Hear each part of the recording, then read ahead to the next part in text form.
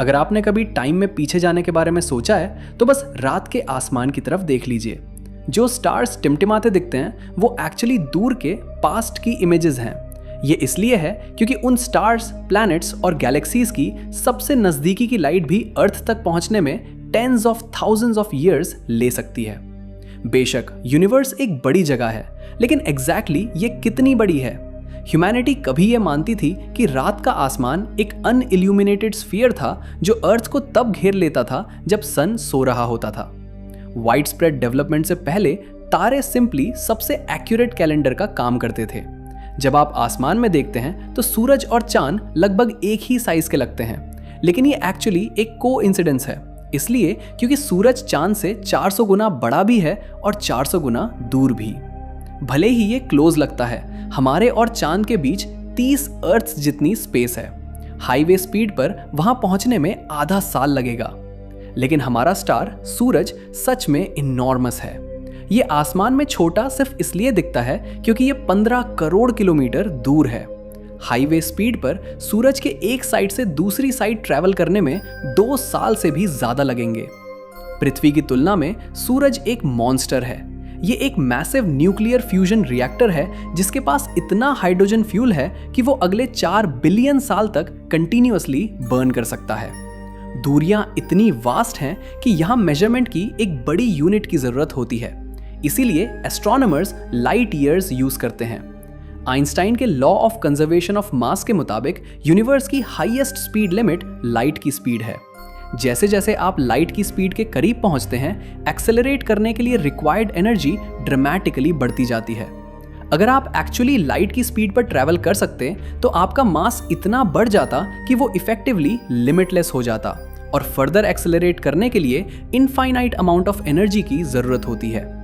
इसलिए चूंकि light massless particle से बनी है जिन्हें फोटॉन्स कहते हैं, प्रैक्टिकली लाइट की स्पीड पर ट्रैवल करने वाली एकमात्र चीज लाइट खुद है। तो सबसे फास्ट चीज लाइट यूज करके और ये मेजर करके कि ये एक गिवन पीरियड ऑफ टाइम में कितनी दूर ट्रैवल करती है, ये हमारे पास इनॉर्मस डिस्टेंसेस मेजर करने का एक प्रैक्टिकल तरीका है। लाइट मून से अर्थ तक करीब 1.3 सेकेंड्स में ट्रैवल करती है। दूसरे वर्ड्स में मून अर्थ से 1.3 लाइट सेकेंड्स दूर है। सन की लाइट एवरेज पर हम तक करीब 8.3 मिनट्स में पहुंचती है। इसके रिजल्ट में हम हमेशा सन को वैसा देखते हैं जैसा वो करीब 8.3 मिनट पहले था। पृथ्वी से मार्स की दूरी बदलती रहती है क्योंकि ये पृथ्वी से अलग तरीके से सूरज की ऑर्बिट करता है। क्योंकि मार्स मून से कहीं ज्यादा दूर है, हम लाइट सेकेंड्स की बजाय लाइट मिनट्स यूज करते हैं। पृथ्वी से मार्स को लाइट या रेडियो कम्युनिकेशंस भेजने में जब दोनों प्लैनेट्स सबसे करीब हों 3 मिनट से ज्यादा लगते हैं और जब वो सबसे दूर हों तो 22 मिनट से ज्यादा। हम कहते हैं दूरी 3.11 और 22.27 लाइट मिनट के बीच है। एवरेज पर यह मून से पृथ्वी की दूरी से लगभग 1000 गुना ज्यादा है। हमारे सबसे दूर के प्लैनेट नेपट्यून की दूरी लाइट आवर्स में मेजर होती है। नेपट्यून सूरज से अप्रॉक्सीमेटली 4 लाइट आवर्स दूर है। वॉयेजर 1 और वॉयेजर 2 करंटली पृथ्वी से करीब 23 लाइट आवर्स और 19 लाइट आवर्स दूर स्थित हैं। हमारी मिल्की वे गैलेक्सी के अक्रॉस डिस्टेंसेस को मेजर करने के लिए हम ये देखते हैं कि लाइट को ट्रैवल करने में कितने साल लगते हैं। लाइट ईयर दूरी की मेजरमेंट यूनिट है, टाइम की नहीं। लाइट 3 लाख किलोमीटर प्रति सेकंड की स्पीड से मूव करती है। एक साल में करीब 9 ट्रिलियन किलोमीटर कवर करती है। यही एक लाइट ईयर है। मिसाल के तौर पर स्टार अल्फा सेंटोरी हमसे 4.4 लाइट ईयर्स दूर है। लाइट की एक बीम को पृथ्वी से अल्फा सेंटोरी तक ट्रैवल करने में करीब 4.4 साल लगेंगे। हम लाइट ईयर्स यूज करते हैं क्योंकि ये 41.32 ट्रिलियन किलोमीटर जैसे इनॉर्मस नंबर्स यूज करने से कहीं ज्यादा कन्वीनियंट है, जो 4.467 लाइट ईयर्स के इक्विवेलेंट हैं।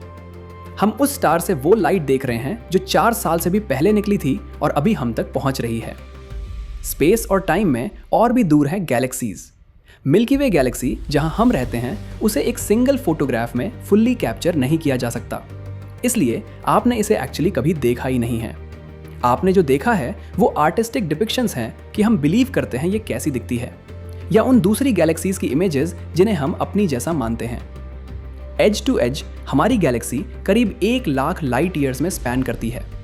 इसे एक कैमरा को गैलेक्सी के बाहर काफ़ी दूर लॉन्च करने में पूरे यूनिवर्स की एज से भी ज़्यादा टाइम लगेगा। फिर उस इमेज को कैरी करने वाली रेडियो वेव्स को हम तक वापस आने में कई सेंचुरीज लगेंगी।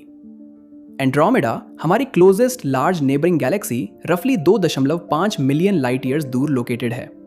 हम 50 से ज़्यादा नियर बाय गैलेक्सीज के ग्रुप को लोकल ग्रुप कहते हैं। इस रीजन का डायमीटर करीब 10 मिलियन लाइट ईयर्स है। इनमें से कई गैलेक्सीज मिल्की वे से स्मॉलर हैं, जबकि कुछ लार्जर हैं।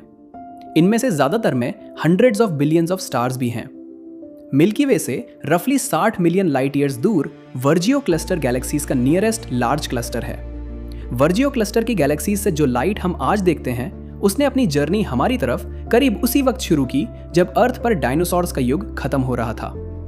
अगर आप आज वर्गो क्लस्टर के किसी गैलेक्सी में होते और आपके पास अर्थ को स्टडी करने के लिए काफी पावरफुल टेलीस्कोप होता, तो आप प्री हिस्टोरिक रेप्टाइल्स देख पाते। हालांकि जैसे जैसे हम और दूर जाते हैं, वर्गो सुपर क्लस्टर लैनियाकिया सुपर क्लस्टर के मुकाबले मिनिस्क्यूल हो जाता है, जो approximately 500 million light years across है और कम से कम 1 लाख गैलेक्सीज कंटेन करता है। क्या यह बड़ा है? नहीं, ऑब्जर्वेबल यूनिवर्स के मुकाबले नहीं। हम जो कॉस्मॉस ऑब्जर्व कर सकते हैं उसमें करीब 2 ट्रिलियन गैलेक्सीज हैं। लैनियाकिया सुपर क्लस्टर भी इसके मुकाबले डस्ट का एक टाइनी स्पेक लगता है।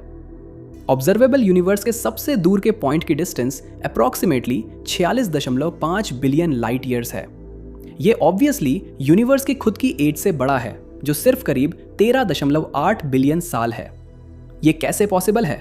सिंपल टर्म्स में, यूनिवर्स एक ऐसे प्रोसेस की वजह से एक्सपैंड हो रहा है जिसे हम अभी पूरी तरह नहीं समझते। इसके रिजल्ट में कोई ऑब्जेक्ट जितना दूर होता है, वो ऑब्जर्वर से उतनी ही तेजी से दूर मूव होता दिखता है। अभी के लिए हम इस फिनोमेनन को डार्क एनर्जी और डार्क मैटर को एट्रीब्यूट करते हैं। हालांकि डार्क मैटर और डार्क एनर्जी को डायरेक्टली ऑब्जर्व नहीं किया गया है जैसे ऑर्डिनरी मैटर को किया गया है। ये ओवरवेलमिंग एविडेंस है कि कुछ यूनिवर्स के एक्सपेंशन को कॉज कर रहा है।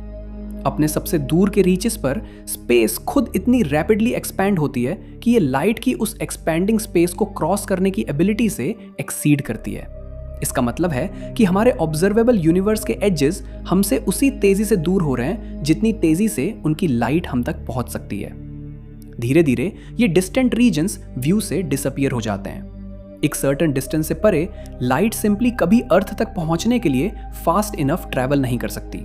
इसके रिजल्ट में उन रीजन्स में लाइट एमिट करने वाले ऑब्जेक्ट्स हमारे ऑब्जर्वेबल यूनिवर्स से इफेक्टिवली फॉरएवर वैनिश हो जाते हैं। फिजिक्स हमें ऑब्जर्वेबल यूनिवर्स से परे देखने से प्रिवेंट करती है। कॉस्मॉस फाइनाइट है या इनफाइनाइट, ये अभी सर्टेनिटी के साथ डिटरमाइन नहीं किया जा सकता, लेकिन साइंटिस्ट एग्री करते हैं कि ये अनइमेजिनेबली वास्ट है। ये अमेजिंग है कि यूनिवर्स कितना इनॉर्मस है और हम इसका कितना हिस्सा देख भी नहीं सकते, लेकिन इससे साइंटिस्ट को आंसर्स ढूंढने से नहीं रोका जाता। शायद हम इसे पूरी तरह कभी फिगर आउट ना कर पाए। एक टेलीस्कोप हमें टाइम में ट्रैवल करने देता है। स्पेस में बाहर देखना पास्ट में पीछे देखने जैसा है। ये मैजिकल लगता है, लेकिन ये एक्चुअली बहुत सिंपल है। लाइट इतनी क्विकली मूव करती है कि हमारी एवरीडे लाइव्स में ये इंस्टेंटली अराइव होती लगती है। फिर भी इन इनक्रेडिबल स्पीड्स पर भी गैलेक्सी में ट्रैवल करने में अभी भी टाइम लगता है। गामा रेज, रेडियो वेव्स और इलेक्ट्रोमैग्नेटिक स्पेक्ट्रम में हर दूसरा वेवलेंथ गैलेक्सीज द्वारा एमिट किया जाता है। इनमें से हर एक गैलेक्सी के अंदर होने वाले डिफरेंट फिजिकल प्रोसेसेस के बारे में वैल्यूएबल इंफॉर्मेशन प्रोवाइड करता है। इलेक्ट्रोमैग्नेटिक स्पेक्ट्रम के कुछ हिस्से हम सिर्फ स्पेस बेस्ड टेलीस्कोप से ही ऑब्जर्व कर सकते हैं, क्योंकि अर्थ का एटमॉस्फेयर उन्हें ग्राउंड तक पहुंचने से ब्लॉक करता है। हबल स्पेस टेलीस्कोप को इलेक्ट्रोमैग्नेटिक स्पेक्ट्रम के अल्ट्रावायलेट और विजिबल पर्टेशंस ऑब्जर्व करने के लिए डिजाइन और ऑप्टिमाइज किया गया था। जेम्स वेब स्पेस टेलीस्कोप को broad range of infrared wavelengths observe करने के लिए डिजाइन किया गया था। यही एक मेन रीजन है कि James Webb space telescope Hubble से टाइम में और पीछे देख सकता है।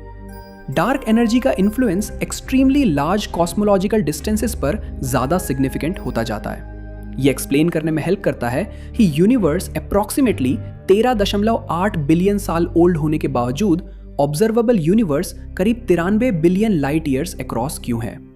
मिल्की वे के अंदर डार्क एनर्जी के इफेक्ट्स ऑब्जर्व करने के लिए फार टू स्मॉल है। हालांकि इमेंस कॉस्मोलॉजिकल डिस्टेंसेस में इसका इन्फ्लुएंस मेजरेबल हो जाता है। बस 1 सेंचुरी से कुछ ज़्यादा पहले हमें यह भी नहीं पता था कि हमारी खुद की गैलेक्सी से परे गैलेक्सीज एग्जिस्ट करती हैं। आज हम जानते हैं कि ऑब्जर्वेबल यूनिवर्स में रफली 2 ट्रिलियन गैलेक्सीज हैं, एक्सप्लोरेशन के लिए एक ऑलमोस्ट लिमिटलेस फ्रंटियर खोलते हुए। जेम्स वेब स्पेस टेलीस्कोप आने वाले सालों तक स्पेस और टाइम में इनक्रेडिबल जर्नीज पर हमारी लीड करता रहेगा। मुझे उम्मीद है कि आपको यह वीडियो पसंद आई होगी।